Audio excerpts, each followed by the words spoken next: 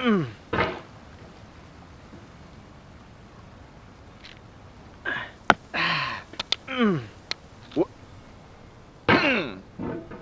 soul would have no rainbow, had the eyes no tears. John Vance Cheney.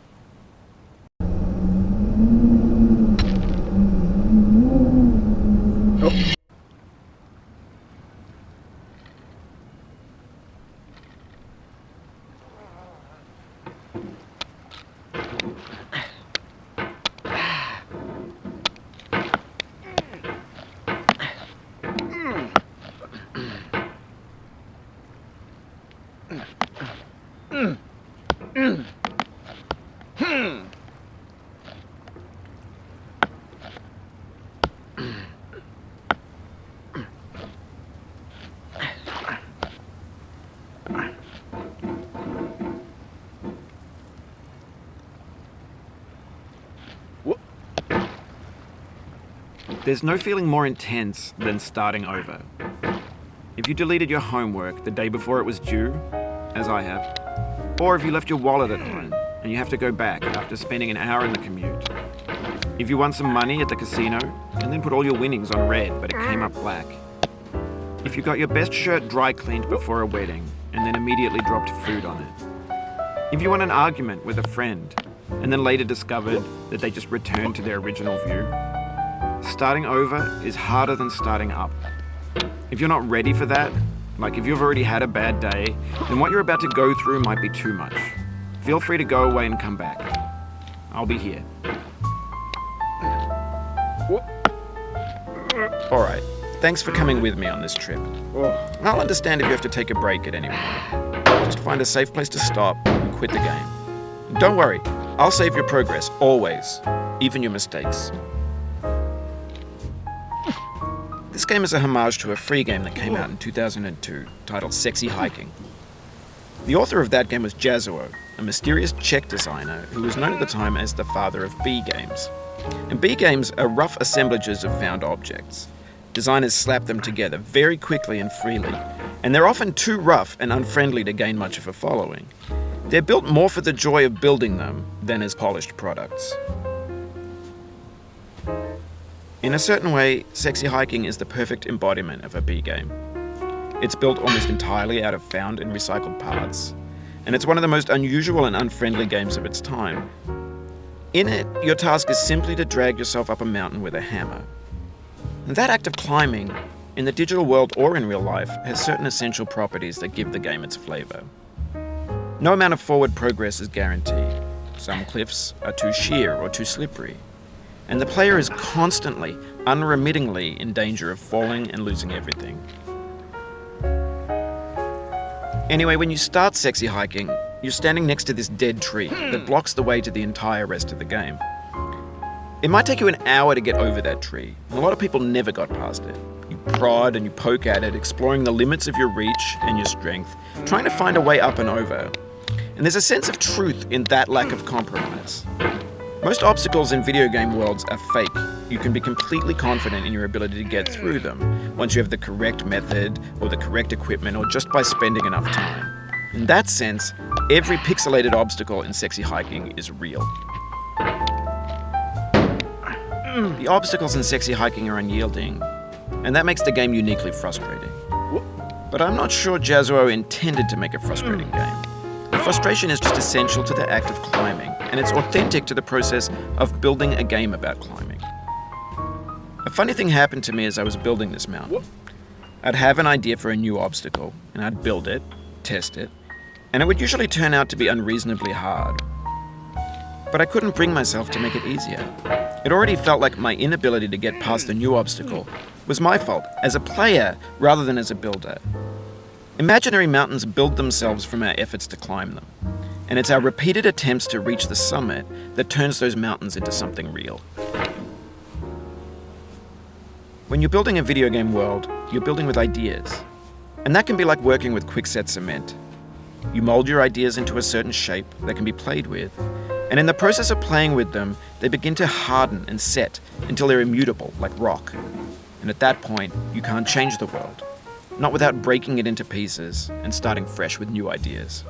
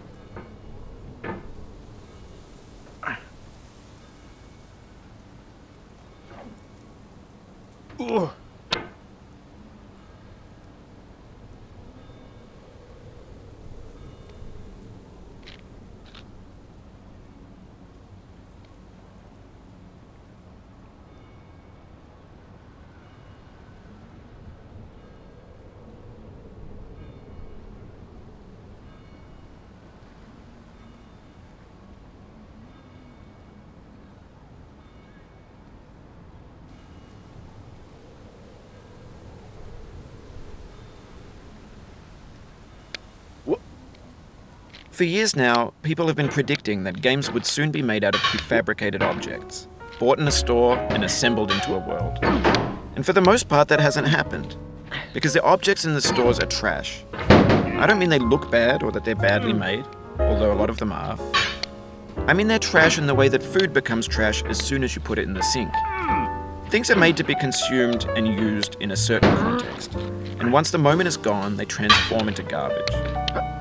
In the context of technology, those moments pass by in seconds. Over time, we've poured more and more refuse into this vast digital landfill that we call the internet. It now vastly outnumbers and outweighs the things that are fresh and untainted and unused. When everything around us is cultural trash, trash becomes the new medium, the lingua franca of the digital age. And you can build culture out of trash. But only trash culture. B games, B movies, B music, B philosophy. Maybe this is what digital culture is.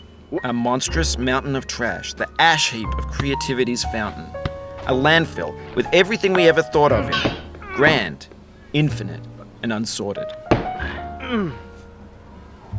There's 3D models of breakfast, Gen X's fanfic novels, scan magazines, green screen Shia LaBeouf, banned snuff scenes on LiveLeak. Facebook's got lifelike bots with unbranded adverts and candid shots of Kanye and Taylor Swift mashups, car crash epic failed GIFs, Russian dashcam vids, discussions of McRibs, discarded, forgotten, unrecycled, muddled, rotten, untitled. Everything's fresh for about 6 seconds, until some newer thing beckons, and we hit refresh. And there's years of persevering, disappearing into the pile, out of style, out of sight.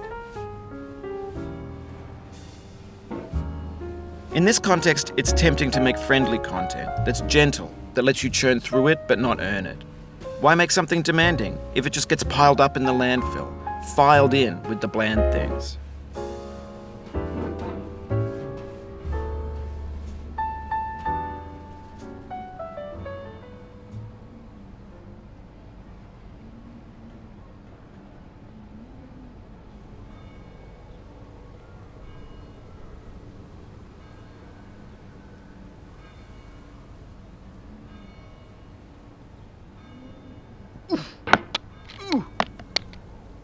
Oh, you just lost a lot of progress.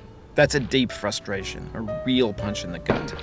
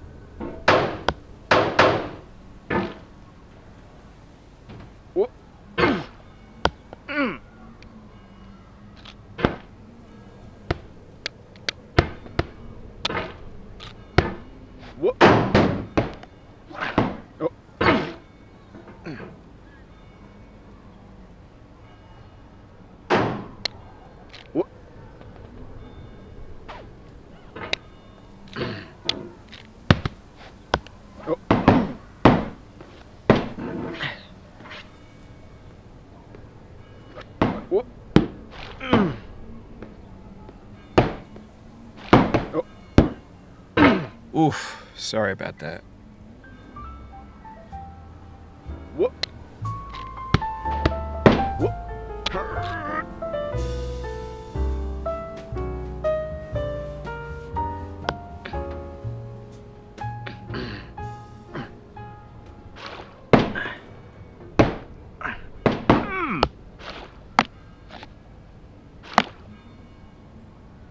Oh, it happened again. Keep on trying, don't let it get to you.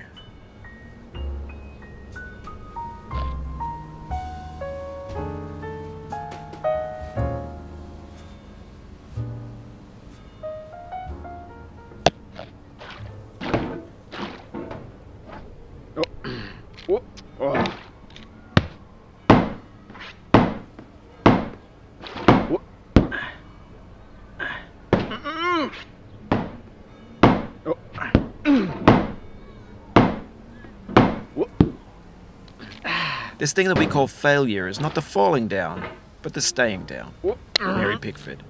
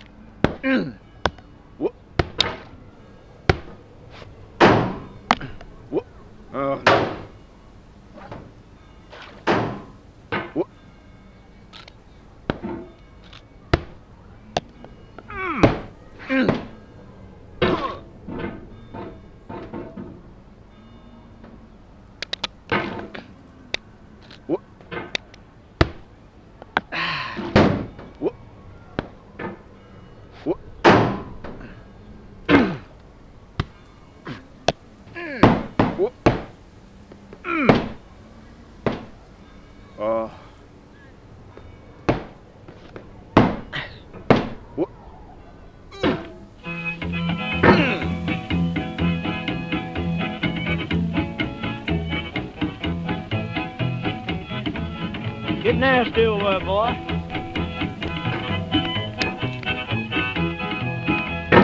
Going down the road feeling bad. I'm going down the road feeling bad. Going down the road feeling bad, and I ain't going to be treated this way. Oh,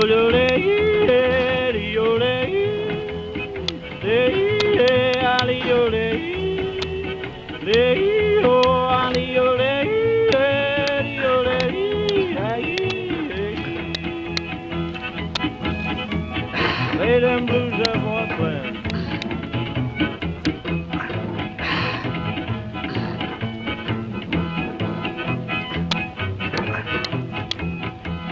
Down in the jail on my knees.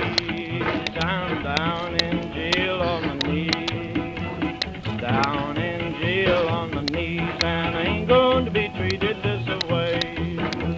They feed me on cornbread and cheese. They feed me on cornbread and cheese. They feed me on cornbread and cheese. And I ain't going to be treated this way.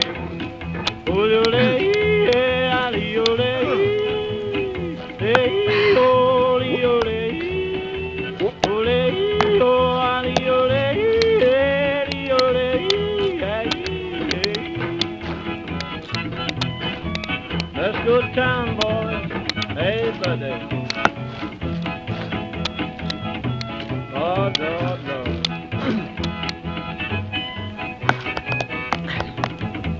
$10 shoe fits my feet. A $10 shoe fits my feet.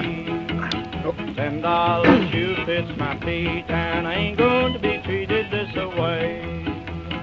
Going where the weather suits my clothes.